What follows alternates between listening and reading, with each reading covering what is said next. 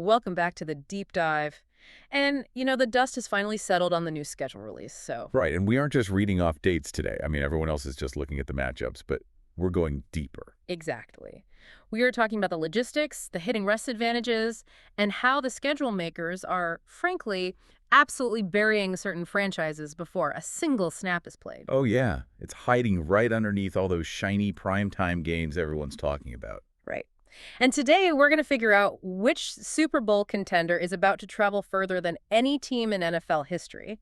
And on the flip side, which rebuilding squad gets to practically stay in their own backyard all year. It's a huge disparity. When most of us look at the schedule, we just see, a list of gates. We see the playoff rematches, the bye weeks. That's strength of schedule, sure. Yeah, based purely on the opposing quarterbacks. But we completely ignore the physical geography of those games. Which is exactly what our mission is today. We are synthesizing a massive stack of scheduling and logistics data from the team over at sportsbrackets.net. And the data there is just incredible. It really is. So I'd actually recommend you pull up the master schedule grid on sportsbrackets.net right now so you can track along with the visuals as we break down the weeks. Because understanding this travel math, it will completely change how you watch the sport this year. It really is an invisible opponent on the field. Yeah. The overarching theme in the Sports Brackets data is that these distances aren't just like fun trivia for a broadcast graphic. Right. It's a severe physical tax levied on the players. So to understand who suffers the most, we first got to look at the sheer record-breaking shape of the 2026 season. Because the NFL is going fully global. Fully global. We're officially in what the data calls the pass court era. I mean, they are staging a record 9 international games this year. 9. That's wild. Across 4 continents and 7 different countries, we've got regular season games in Australia, Brazil, the UK, France, Germany, Mexico, and Spain. I mean, let's talk about the logistics of that for a second, because they aren't just dipping their toes into familiar markets like London anymore. They're taking this massive traveling circus into entirely new cultural hubs. Exactly. Like, the Saints are hosting the Steelers for the first ever game in Paris. It's Stade de France, yeah. Right. Oh. And the Falcons are hosting in Madrid at the Bernabeu Stadium. Plus, you have the Cowboys playing the Ravens in Rio de Janeiro. Down in Brazil. Yeah. And you have to remember, moving a football team isn't like a normal business trip. No, not at all. You're moving a 53-man roster, a massive practice squad, dozens of coaches, medical staff. The equipment alone. Oh, thousands of pounds of gear across the Atlantic Ocean. Yeah. You're dealing with customs, voltage differences in the stadiums, completely different infrastructure grids, just the sheer operational friction of getting a team to Paris and making it feel like a standard Sunday is a monumental task. Okay, let's unpack this. Because to make all of this aggressive globetrotting actually fit into a calendar, the schedule makers had to do something completely bizarre. Oh, you mean the Wednesday game? Yes. They moved the opening game of the entire season to a Wednesday, September 9th, Patriots at the Seahawks on a Wednesday night. Wait. It's like moving Thanksgiving to a Tuesday just so you have enough time to digest before an all-you-can-eat Friday buffet. That's a perfect way to look at it, because that Wednesday anomaly was created purely to accommodate the buffet. And in this case, the buffet is week 1 in Melbourne, Australia. The Rams and the 49ers. Exactly. The LA Rams host the 49ers down under to open the season on a Thursday night. It's streaming exclusively on Netflix, by the way. Right. And that is a 15-hour flight from the West Coast, a 15,000-plus mile round-trip flight right out of the gate in week 1. So starting the rest of the league on a Wednesday allows them to broadcast that Australia game on Thursday night in the U.S., and it gives those two teams a quote-unquote standard recovery window before week 2. On paper, yeah. But I gotta ask, how does fundamentally altering the calendar like this change the rhythm of the sport? Does a Wednesday game actually disrupt that much? Oh, it completely shatters the rhythm. Football is entirely predicated on a strict 7-day macro cycle. Monday's film, Tuesday's an off day, Wednesday and Thursday are heavy installs. Friday's a walkthrough, Saturday's travel, Sunday's violence. Exactly. Yeah. So when you force the Patriots and Seahawks to open on a Wednesday, you are condensing their entire training camp off-ramp. Right. And for the teams flying to Australia, sure, mathematically they get the same number of days off before week 2, but those days are spent in an airplane cabin fighting massive time zone shifts. And if you can't keep all these time zones straight, by the way, head over to the International Games Tracker on sportsbrackets.net right now to see the full global map, because that brings us to the physical toll of this puzzle. Yeah, the mileage. Right. The whole league is combining for an astronomical 630,824 total air miles this season. And the data highlights a very specific group of teams they call the Around the World Club. The heavy frequent flyers. Yeah. 5 teams traveling more than 24,901 miles, which is the literal circumference of the Earth. You've got the Rams, Cowboys, Jaguars, Seahawks, and the absolute ultimate losers of the 2026 schedule, the San Francisco 49ers. The situation with San Francisco is almost difficult to process. I mean, they are setting an all-time NFL record, 38,105 miles traveled. Wait, 38,000? Yeah, across 58 time zones. Let me just stop and process that. 58 time zones. If you're a 49ers linebacker, your internal clock is essentially resetting every 3 days from August to January. Your body literally doesn't know when to produce melatonin or adrenaline. No, it doesn't. The human circadian rhythm is just not designed to fluctuate like that week to week. And the reason the schedule is so punishing is because they're the first team to play 2 international games in the same season. Right, they have Melbourne in week 1. And then Mexico City against the Vikings in week 11. Plus 2 separate standard East Coast trips to play the Falcons and the Giants. The schedule makers showed them zero mercy. Here's where it gets really interesting, though. If you look at that single round-trip flight to Melbourne for the 49ers, it's over 15,700 linear miles. That one trip covers more miles than the entire season for some other teams. It does. So I have to push back a little on the idea of parity here. If their single trip to Australia covers more ground than another team's entire year, aren't the 49ers fundamentally playing a different, harder sport this year? From a physiological standpoint, absolutely. They are playing a schedule that demands far more from their soft tissues and recovery protocols. Right. Look at Cowboys going to Rio in week 3. That's a 10-hour flight south. They play a highly physical game against the Ravens and then immediately turn around, fly 10 hours back just to play an in-state road game against Houston the very next week. Wow. The travel compounding week after week fundamentally degrades athletic performance. Okay, but I mean, these are elite, highly conditioned professional athletes, right? They travel on luxury chartered jets. They have hyperbaric chambers, IV drips, sports scientists. Surely they can just out-recover a little jet lag. You would think so, with all those resources. But you cannot outfund the biological reality of the human body. The hard science is remarkably clear. Research indicates that for every 1,000 kilometers traveled, which is about 621 miles, Okay. a visiting team's win probability decreases by roughly 3.5%. Wait, really?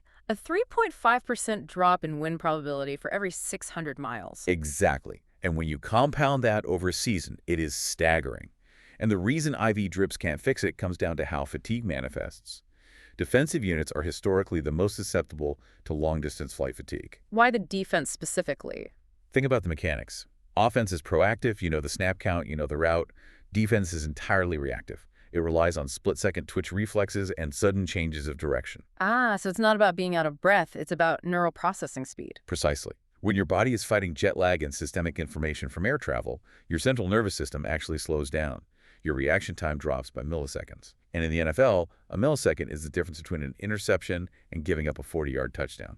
Which makes the contrast with the other side of the schedule even more jarring. Because while the 49ers are dragging themselves across 38,000 miles, you have the homebodies. Oh, the logistical winners. Right. The Carolina Panthers and the Cleveland Browns, both of those teams are flying under 10,000 total miles all season. It's an incredible advantage.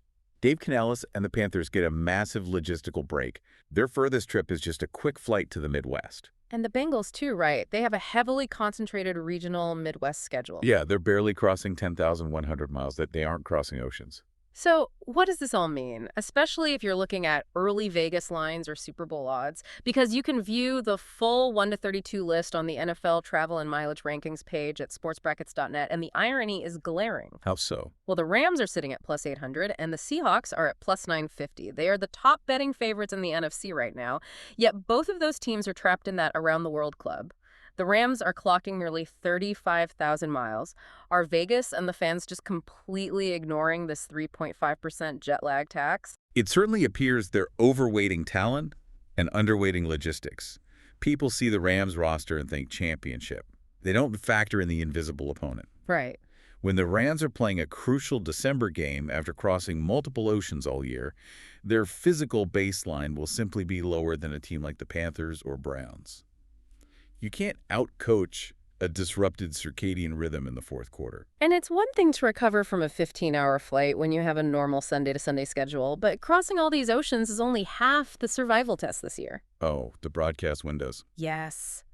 We are moving out of the standard Sunday afternoon model into schedule Tetris, because this is year one of the landmark 11-year media rights deal. The streaming shift is radically fracturing the landscape. It's crazy. You used to just need a calendar and a TV on a Sunday afternoon. Now you need a spreadsheet, 3 streaming subscriptions, and a world clock just to figure out when kickoff is. It's true. The cognitive load on the fans is unprecedented, let alone the physical load on the players. So let's break down the streaming chaos. The NFL is clearly banking on certain platforms defining the holiday windows. Netflix landing that Week 1 Australia game is a massive statement. Oh, absolutely. And Netflix didn't just get Week 1. They secured Thanksgiving Eve. Packers at the Rams, right? Yeah. And they bought a Christmas Day doubleheader. Meanwhile, Amazon is holding on to Black Friday, and they grabbed Christmas Eve. And Peacock takes a Saturday slot in Week 17. Which fundamentally alters how teams prepare week to week. If you play on Black Friday, your Thursday practice is gone. The constant platform hopping forces coaches to completely rewrite their sports science protocols. And nestled inside all this chaos, there's a few bizarre scheduling quirks that show how teams are trying to game the travel math, like the Jacksonville Jaguars. They are playing 2 consecutive games in London. Week 5 at Tottenham and Week 6 at Wembley. Right. It's a fascinating strategy. Rather than flying 8 hours to London, flying back to Florida, and dealing with that whiplash, they're just setting up camp. Right. They become the unofficial home team for a fortnight.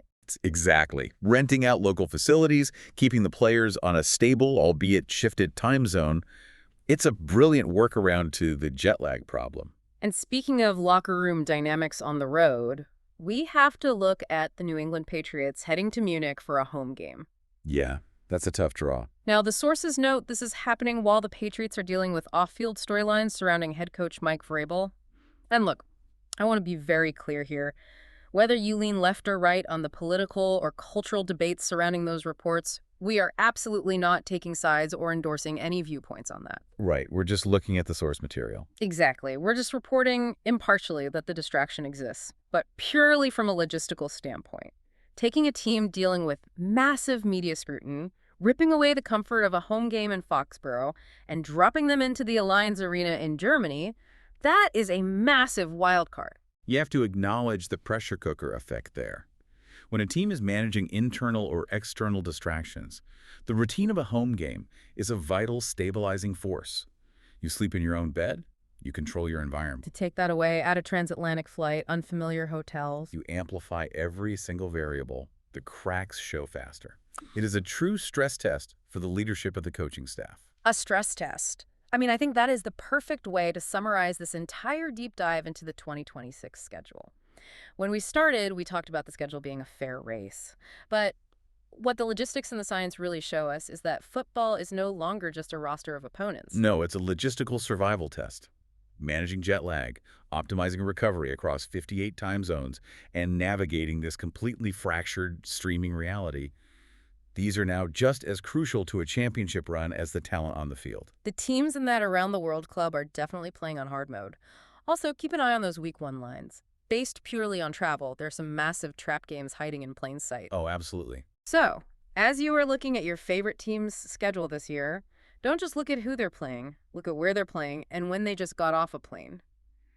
Because that brings us to one final, really provocative thought to leave you with. If we connect all of this back to the hard data, that win probability drops by 3.5% for every 1,000 kilometers traveled. Right. Given the scientific fact of that win probability drop, if the NFL continues this aggressive global expansion, how long will it be before the league is forced to abandon the traditional home and away model entirely? Wow. Are we looking at a future where they have to create permanent, localized overseas divisions just to stop the travel math from breaking the competitive integrity of the sport? It's a really compelling question. Because if you can't outrun the biology of jet lag, and you refuse to stop expanding globally, eventually you have to stop flying and start staying. Think about that the next time you look at that neat, orderly schedule grid. Print it out, track the miles, and see if the math holds up. Thanks for joining us on this deep dive. We'll catch you on the next one.